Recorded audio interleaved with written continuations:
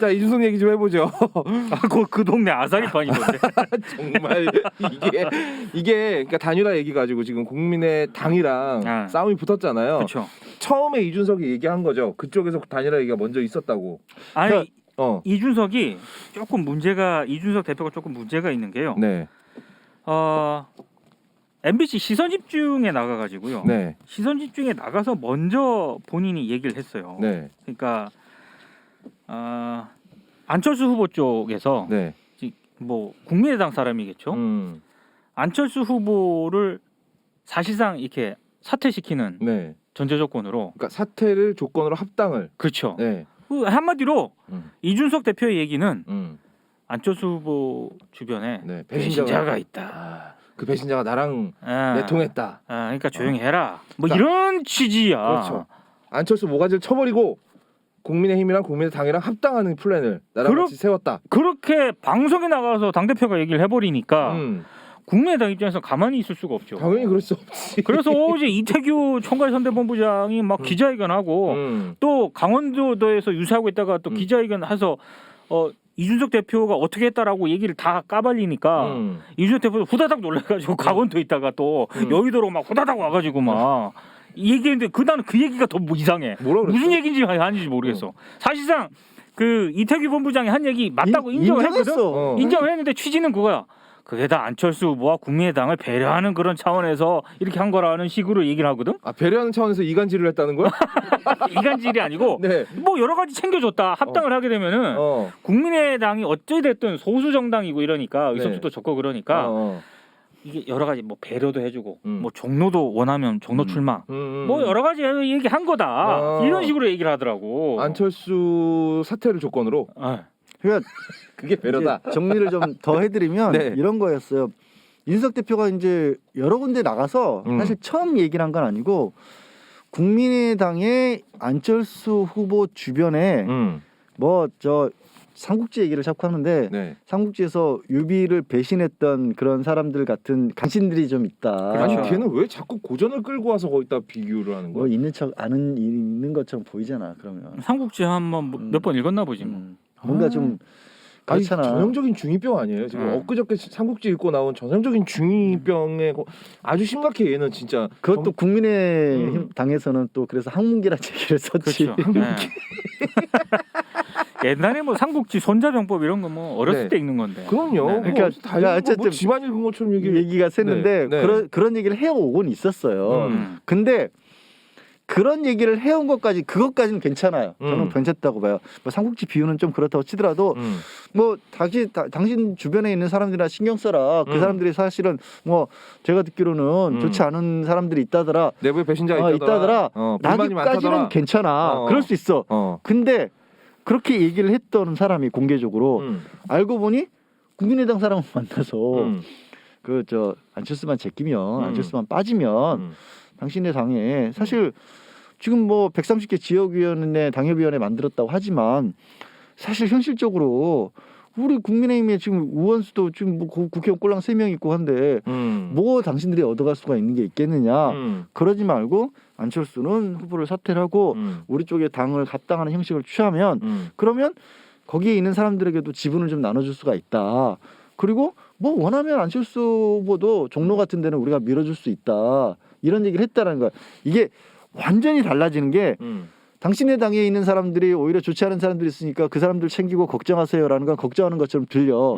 근데 그런 얘기를 해놓고 니네 걱정하고 있지? 이리 와. 저거 괜찮아. 어차피 힘 없어. 대신에 우리가 안철수도 이렇게 저 종로 같은 데 배려해 줄게. 그러니까 이게 이거는 완전히 다르잖아. 그렇죠. 조폭 영화 보면 딱 이런 거잖아. 야, 니네 지금 우리 조직이랑 합치는데 걸림돌이 하나 있어. 니네 대가리가 우리랑 사이가 너무 안 좋아. 그러니까 니네끼리 힘을 합쳐서 니네 대가리 제껴. 그러면 나중에 우리가 니네 대가리 따로 챙겨줄게. 니네도 챙겨주고 이랬단 얘기잖아. 그렇지. 정확하게 그거지. 그거를 사실상 인정하는 거예요. 사실 인정을 했는데 진짜 이거를 약간 포장한다고 해야 되나? 자, 합당 제안이라든가 종로 출마 이런 거를 왜 했느냐 그러면 기자들이 물으니까 안철수 후보의 정치적 위상을 보장하기 위한 고민이었다. 자, 그러면서 제가 어제 이준석 대표 기자회견에서 가장 앞거는 이 부분인데요. 누가 정치적으로 누구를 우대하려고 했는지는 100일 공개된 것 같다. 너? 그러니까 내가 안철수 후보와 국민의당을 배려했다. 우대하려고 이제 만천하에 공개가 됐다. 이 얘기를 하더라고. 아무리 봐도 전혀 공개된 내용이 전혀 다른 것 같은데. 그리고 네. 정확하게 MBC 시선집중과 인터뷰에서 이준석 대표가 한 워딩을 그대로 말씀드릴게요. 국민의당 관계자들이 안철수 후보 의사와 관계없이 네. 우리 측 국민의힘 측 관계자에게 네. 안 후보를 접게 만들겠다. 이런 제안을 해온 것도 있다. 이렇게 얘기를 했어요. 무슨 얘기냐? 니네 중에 배신자 있다. 그러니까 국민의당 쪽에서 우리가 접을게. 접도록 할게. 그러니까 합당합시다. 국민의당 쪽에서 우리가 보스를 제낄 테니 우리 받아주세요라고 먼저 얘기가 왔다. 이렇게 아무래도 읽히잖아요. 근데 이태규 어제 총괄본부장이 기자회견에서 한 얘기는 반대잖아. 반대지. 완전히 안철수 반대지. 후보가 이준석 대표가 이래 제안을 했다. 근데 어제 이준석 대표는 기자회견에서 해안한 거 맞는데 배려 차원이야. 그러니까 라디오 인터뷰랑 이게 워딩이 다른 거지. 제가 봤을 때는 좀 진짜로 솔직하지 못하고 비겁하다. 자기가 라디오 나가서 인터뷰한 거랑 이게 다르단 말이야 지금. 네. 정확하게 워딩을 구체적으로 따져보면 완전히 다르네. 근데 그래놓고 안철수 후보를 배려하는 마음에 그런 것이 백일화에 드러났다라고 얘기를 한 거야. 그러면서 계속 그 배신자는 있다는 식으로 또 얘기를 했어요. 누구라고 밝히라고 했더니 또 누구라고는 그건 다 남의 당 내부 사정인데 내가 얘기하는 건 그건 또 얘기할 수가 없다고. 그러면서 계속 있다는 식으로 본인이 네. 그 배신자가 본인에게 제안했다는 그 얘기는 또 맞다는 식으로 계속 얘기를 해. 앞뒤가 안 맞잖아요. 그러니까. 아니 뭐야 이게. 아니 그리고 지금까지는 물밑 작업 다 까놓고는 배신자 이름 깔아니까 그건 못 가겠대? 그건 못 가겠다는 거지. 그리고 이게 아주 쉽게 단순하게 얘기하면 그래 약간 흔들리는 사람들이 있을 수 있어. 그렇죠. 근데 거기에 자기가 이게 흔들었다는 거 아니야 쉽게 말해서. 그러니까 내가 흔들었다. 내가 이관계를 썼다. 사실 이게 흔들리고 있으니까 내가 가서 이렇게 흔들어준 건지 아니면 흔들리고 있으니까 좋은 쪽으로 흔들었다는 건지 어쨌든 흔들리고 있는 사람들을 알고 자기도 접촉했다는 걸 인정한 거잖아. 그러면 그렇지. 그냥 밖에서 걱정하는 거랑은 다르지 차원이. 그러니까 저는 어제에 이어서 계속 말씀을 드리면 도대체 이준석 대표는 왜 이러냐? 불안한 겁니다. 퇴퇴퇴 한번 해주시고. 네. 그런 일 절대 벌어지지 않습니다. 윤이 되고 나서 분명히 정계 개편을 시도를 할 건데 그렇죠.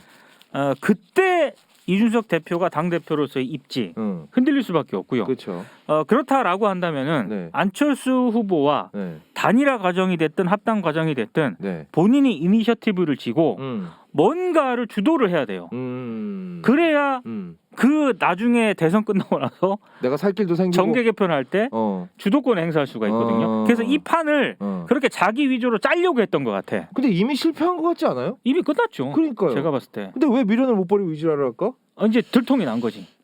들통도 난 거고 결국 그렇게 해서 뭔가 자기가 원하는 어떤 판이 만들어져야 나중에 혹시라도 이제 뭐 잘못됐을 경우에 책임이라고 해야 될까? 아니면 역할이라고 할까? 이런 것들이 지금 문제가 될 소지가 있잖아. 왜냐하면 세상 사람들이 다 만약에 잘못되면 저거 이준석 대표가 하도 막 안철수한테 막 레알 킥킥 이런 거나 올려대고 막 놀려대고 이러는 바람에 레알 크크 킥킥 아니고 레알 킥킥 신선한데? 누가 레알 크크를 레알 킥킥이라고 합니까? 와이키키도 아니고 뭐예요? 방망이 좀 빌려줘. 안돼. 방망이 좀 줘. 안돼. 이놈 시키가 진짜. 레알 킥킥 물러와라. 야 이거 재밌는데? 재밌지. 그러니까 그런 상황이 되면 자기의 정치적인 미래라고 하는 게 굉장히 암울해질 수 있잖아. 근데요 모든 전략 전술이라는 거는요 일이 벌어지고 난 다음에 계획자가 밝혀져야죠. 그래야 효과가 있는 거죠. 그렇죠. 사실 일이 벌어지고 난 다음에도 계획자가 밝혀지지 않아야 최고의 효과인데. 그러니까 결과가 만들어진 다음에. 근데 결과가 나오기도 전에 내가 했다라고 떠드는 건 이건 이미 전략 전술이 아니에요.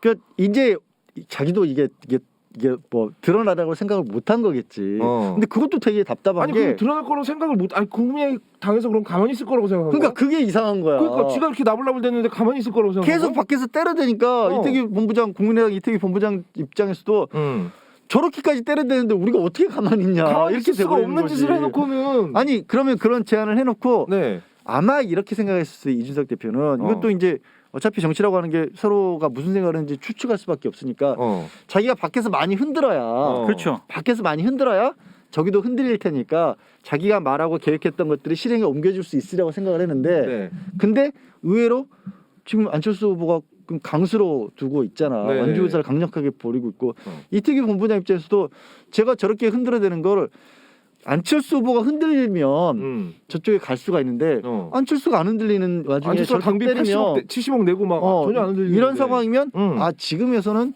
어차피 우리 쪽에서 무슨 그 주변에 간신이라는 사람도 있어도 작동을 안 하겠구나. 그렇죠. 그쪽으로 안 가겠구나. 그럼 저거 막아야겠다는 생각을 할 거 아니야. 그러니까 아예 대받아 쳐버린 거지. 야 시끄러 우리 안 받을 거야. 이렇게 된 거지. 그것도 공식적으로 대받아 쳐버린 거지. 그렇지. 그리고 어제 안철수가요. 또 무슨 얘기하다가 내가 분명히 윤석열 후보한테 합당 제의를 보냈다. 문자에 딜리버리라고 찍혔다라고 했는데 자기 핸드폰을 꺼내서 기자들이 사진 찍으니까 그렇게 얘기를 했어요. 지금 내 핸드폰 화면 찍은 거 기사로 내지 마라. 나는 이준석처럼 정치하는 사람이 아니다. 라고 얘기를 했어요. 그러니까 안철수 후보도 당연히 사람인데 열받지. 레알 키키나 하고 있으니까 열 받잖아. 아니 왜? 난 형을 존중해서 그런 거야. 앞으로 레알 키키는 키키로 부르는 걸로 해 그러면. 그 무슨 옛날에 저기 최근에 네. 아이돌 노래 뭐 그런 거 있지 않나? 아이돌 노래? 키키 들어가는? 키키 들어가는 거 있어요? 여자 아이돌이 부르는? 옛날 옛날 나는 마녀 배달부 키키밖에 몰라. TT인가 그건? TT 트와이스 거기 형 그것도 너무 옛날 노래. 그래?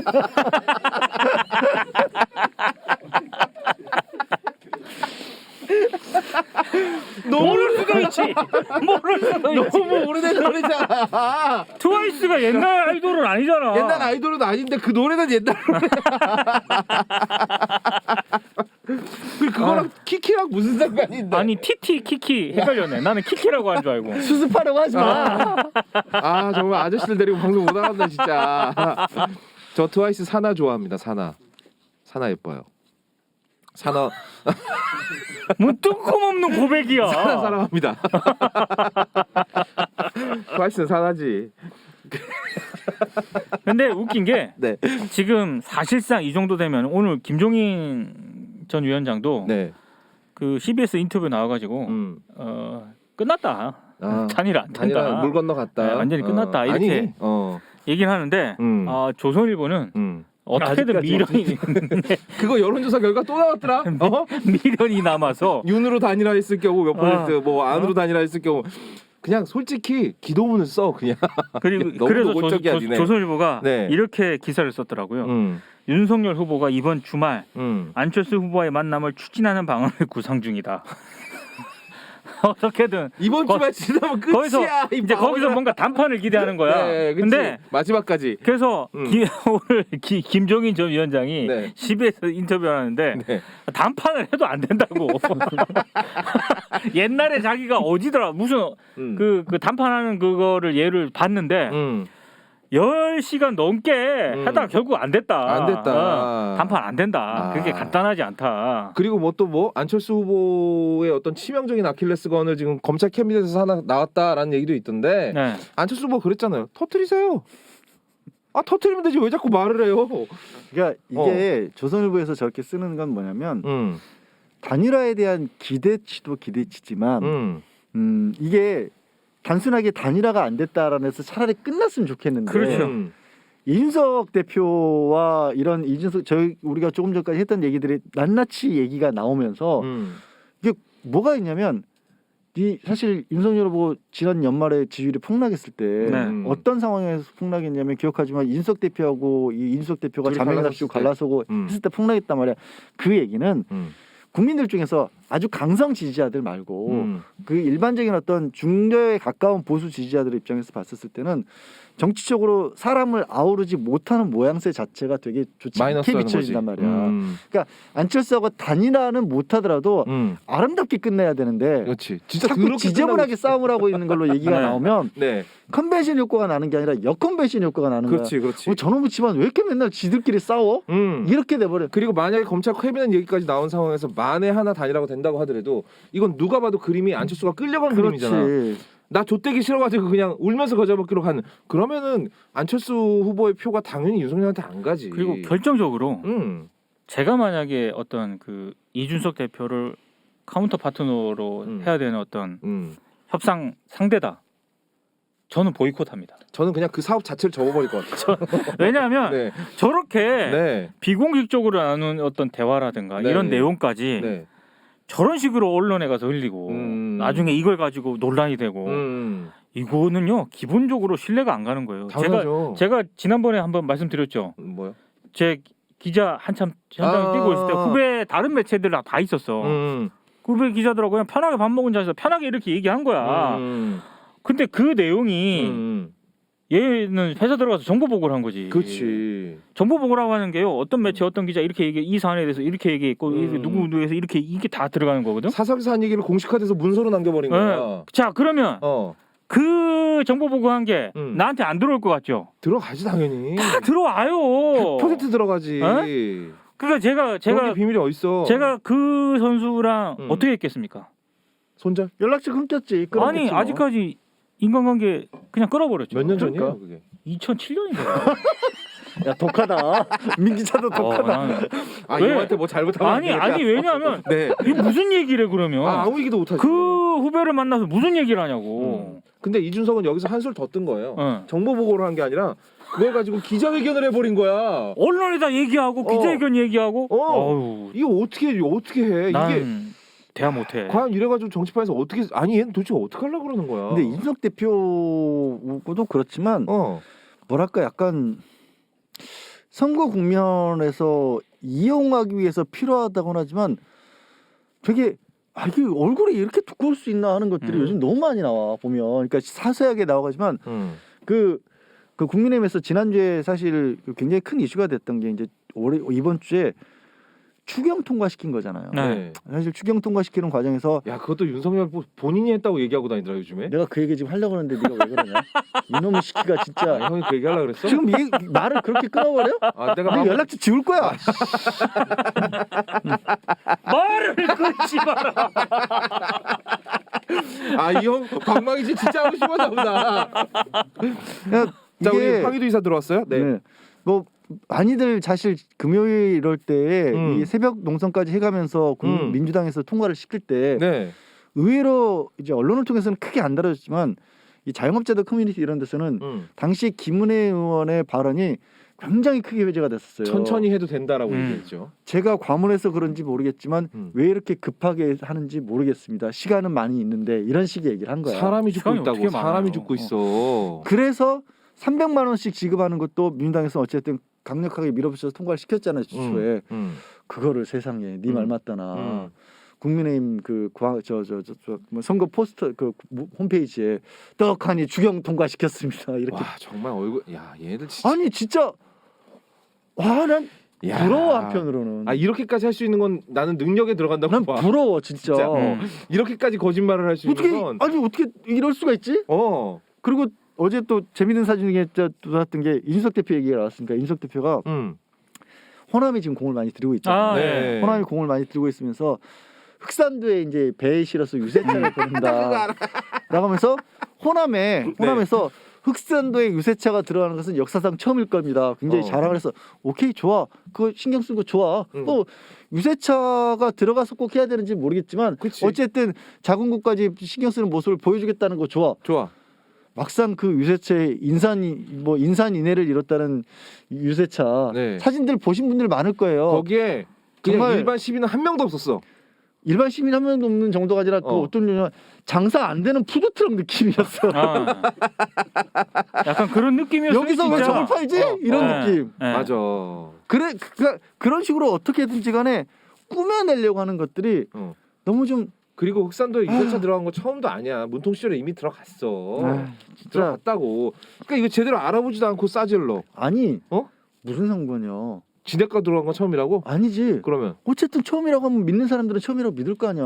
그럼 그게 무슨 추경통과 우리가 시킨 거라고 똑같은 거야. 그러니까 이게 말이지. 이게 정치에서 사기랑 협잡이랑은 다른 건데 사기랑 협잡을 해놓고 자꾸 정치라고 우기니까. 그리고 이준석 비단 주머니 드립 좀 그만 쳐 이제. 야 그게 무슨 비단 주머니 똥주머니지 씨발. 아니 나오는 그리고 것마다. 저는 저 유세차보다 어제 윤석열 후보가 그 김대중 정치인 얘기하면서 민주당을 많이 비판했거든요. 근데 저는 이게 진짜 아까 양심 좀 얘기했잖아. 있어라 진짜. 이게 진짜 좀 철면피라고 생각을 하는 게 하루 전날에 이 서해안 라인을 돌면서 색깔론을 얘기했단 말이야. 그렇죠. 사회주의 무슨 좌파 공산주의 주체 사상 평양에 있는 사람들이랑 똑같은 생각을 하는 사람들. 똑같은 그 얘기를 하고 다녔단 말이에요. 근데 김대중 전 대통령이 색깔론의 가장 큰 피해자예요. 그리고 그 색깔론을 제기했던 정당이 국민의힘의 전신 이름만 바꿨지. 그 역사로 올라가면 거기야. 근데 거기 대선 후보가 그 부분에 대해서 사과 한마디 없이 본인이 민주당보다 김대중 정신을 계승한다고 더 적합한 사람이라고 그 돌아다니면서 얘기를 하더라고. 지가 빨갱이란 소리야 뭐야. 광주가 한 거 아니라 광주를 김대중이 내라는 음모로 몰아서 광주 항쟁을 일으켰잖아. 그래서 수많은 사람들의 목숨을 잃게 만들었고 김대중 전 대통령 사형 선고했었잖아. 맞아요. 정치 보복하고. 그래놓고도 광주를 최근까지도 광주 항쟁에 북한군이 개입했다는 얘기를 어디서 하게 만들었어. 그렇죠. 그 북한군이 개입했다는 얘기를 국회에서 기자회견하게 만들었던 사람들 아직도 거기 있잖아. 무슨 김대중 정신을 계승해. 그러니까 저는 솔직하라는 얘기예요. 그래요. 그러니까 다른 지역 가서 보수적인 유권자들 앞에서는 공산당 때려잡읍시다 뭐 이렇게 얘기하다가 호남 지역 와서는 김대중 정신을 계승하는 후보는 접니다. 이렇게 해야지. 이거 개구라 아닙니까 이거. 그리고 입에 노무현 올리지 마 진짜. 진짜 할 말이 있고 안 할 말이 있는 거지. 그 김대중 대통령 예전에 그 TV 토론 나와가지고요. 겁나 조롱당했잖아요. 그렇죠. 그쪽이 김정일이랑 얘기 좀 해보시죠. 친하시잖아요. 이런 얘기 들으면서. 그게 97년 대선인데요. 대선 토론이었어요. 한국논단이라고. 요즘으로 따지면은 뭐라 그래야 되나 이게 하여튼 그 극우 잡지예요. 그거를 극우 잡지가 주최한 토론회를 방송사들이 생중계를 해버렸네. 맞아. 근데 사실 김대중 전 대통령 앞에다 앉혀놓고 사상 검증했어. 그렇지. 사실상 사상 검증이지. 이게 약간 이거 미친. 나는 어렸을 때 그걸 보면서도 야 이거 미친 나라다. 그 광기였어 그때 진짜. 김대중 대통령 거 막으려고 별의별 짓을 다 했다니까. 그래서 그거를 같이 했던 그 사실상의 같이 공격을 했던. 그 전신이 국민의힘 그 전신이에요. 그 후손들이 와가지고 김대중 정신을 계승하겠대. 뭔 개소리야 이게 진짜. 하여튼 저는 이제 한편으로는 그냥 하는 말에 어떤 걱정도 있지만 그러니까 조금 전에 우리가 열받아서 한 얘기처럼 후한무치한 부분도 있지만 진심으로 걱정되는 부분은 본인은 그걸 또 믿고 있는 것처럼 보이는 언행들이 되게 많아요. 어떤 얘기냐면 그러니까 그걸 믿는다고?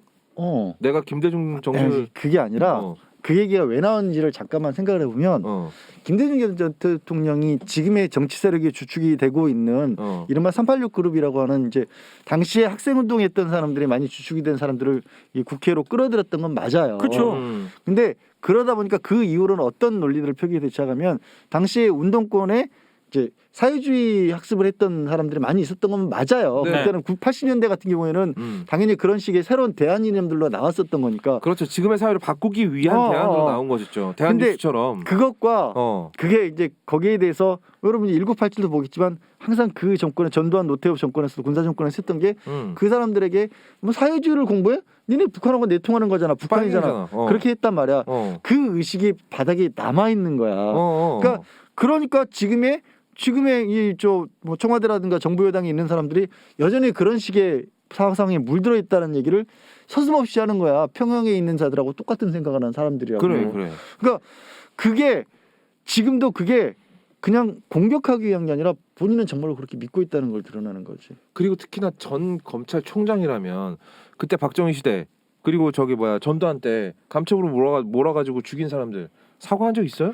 그거를 그러니까 사과가 아니라 진짜로 믿고 있나? 그때 당시 공안검사들의 공안원이 했던 행동들을 그거를 사실로 믿고 있다라는 그런 질문을 던질 수밖에 없는 거야. 그러니까 그런 식의 말이 나오는 거지. 지금 청와대에 있는 사람들이 평양하고 똑같은 생각을 한다는 얘기가 그 맥락에 있지 않고는 자기는 그렇게 믿고 있다라는 거야. 그러면 무시무시한 생각이 드는 거야. 무시무시한 생각이. 현 현재 정권에 있는 그 많은 사람들을 정말로 그렇게 그러니까 80년대에나 있을 법한 빨갱이 논리로 바라보고 있는 건가? 그러면은 나중에 내가 공안검사가 돼서 빨갱이 때려잡겠다는 얘기잖아. 정치 보복 얘기까지 했으니까. 그건 정치 보복이 아니지. 그 사람 입장에서는 정의구현인 거지. 야 진짜 위험한 인간. 난 무서운 거야 진짜로 그 생각이 드니까. 아니 왜 미션 임파서블 보면은 왜 그런 핵물리학자가 하나 등장을 해요. 세상에 인간이 너무 많아져가지고 폭탄을 한번 전방적으로 터뜨려야 돼. 그래서 한 절반 정도 멸망시키고 나면 지구가 깨끗해질 거야. 테너스야? 타노스 같은 생각을 하는 미션 임파서블 있었어. 그게 아마 고스트 프로토콜이었나 그랬을 거야. 맞아요. 지금 그런 생각을 하고 있는 거야. 그러니까 그런 생각을 하고 있나 걱정스러울 상황인 거야. 왜냐면 그렇게 생각하지 않는 한 그 발언의 맥락이 이해가 안 가는 거야.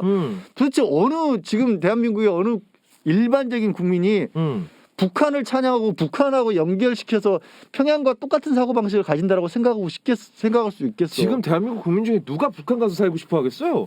누가 북한 근데 주민처럼 그 얘기를 살고 하잖아. 이게 그 얘기를 진짜 막상막하다. 이준석이 나빠, 윤석열이 나빠. 어떻게?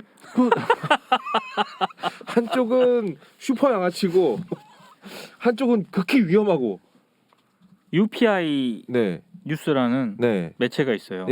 거기서 윤석열 장모가 과거 지인하고 나눈 전화 통화 내용. MBC요? 2020년경 녹음이 된 건데 그때 윤석열 후보의 장모가 이런 얘기를 합니다. MBC 딱 언급을 하면서 내가 그냥 이스라엘에서 있는 게 아니다. 참고 있는 거다. 윤 후보가 검찰총장 직에서 물러나면 장모 자신에 대해서 의혹을 제기한 그 언론사들 상대로 본격 소송전에 나서겠다라고 하면서 콕 집은 언론사가 MBC입니다. 왜냐? 그때 MBC 스트레이트가 집중적으로 이 사안을 보도했거든요. 근데 지금 이렇게 얘기를 했는데 2020년경에 검찰총장 후보 물러나서도 계속 본인에 대한 재판 소송이 막 진행이 됐잖아요. 근데 제가 이 기사를 어제 보면서 야 이게 검찰총장에서 물러나서 내가 본격적으로 소송할 거야 이런 마음을 잡으신 분이잖아. 만약에 퇴퇴퇴 한번 해주세요. 퇴퇴퇴퇴 이윤이 진짜 대통령이 돼서 되면 대통령의 장모가 되면 야 자기를 비판하거나 이랬던 분들을 이분은 어떻게 할까? 조선 시대의 어떤 멸문지화 이게 저는 현실에 나타날 거라고 생각해요. 진짜로. 진짜 약간 씨를 말릴 거야 정말. 걱정스러운 게 그분은 그렇게 생각하시는 거고 그리고 만약에 이제 지금 윤 후보 같은 경우에는 정말 잘못된 어떤 역사 인식이라든가 지금 세계를 바라보는 생각을 가지고 있고 그게 정의라고 확신을 한다라면 대한민국이 너무 우려스러운 나라가 될 수 있는 거지. 그러니까 김건희 씨 녹취록에 보면 김건희 씨도 그 얘기 하잖아요. 가만 안 둘 거라고. 맞아. 근데 장모도 그 통화 녹취록에 보면은 나 지금 참고 있는 거야. 참고 있는 거라 그러고. 되기만 돼 아주. 야 이분들이 안 참으면 어떻게 되는 걸까? 도대체 보복을 하려고 이 사람은 정치를 하는 거구나. 갑자기 이제 그 MBC 얘기가 끊었으니까 지금 MBC하고 YTN하고 JTBC인가가 되게 지금 골치 아픈 상황에 놓인 것이 있어요. 뭐죠? 지금 대선 선거 방송을 준비해야 되는데. 어제 얘기했잖아. 어제 얘기했니? 네. 미안해. 밤에 술 먹지 말라. 밤에 술 먹고. 그거 봐. 방송국 놈들이. 형을 슬프게 하니까 이 형이 밤에 술 먹잖아. 저녁 스케줄이 없으니까 밤에 술 먹고 다 까먹잖아. 그러니까 쳐다보고 레알 키키 이렇게 되는 거 아니야?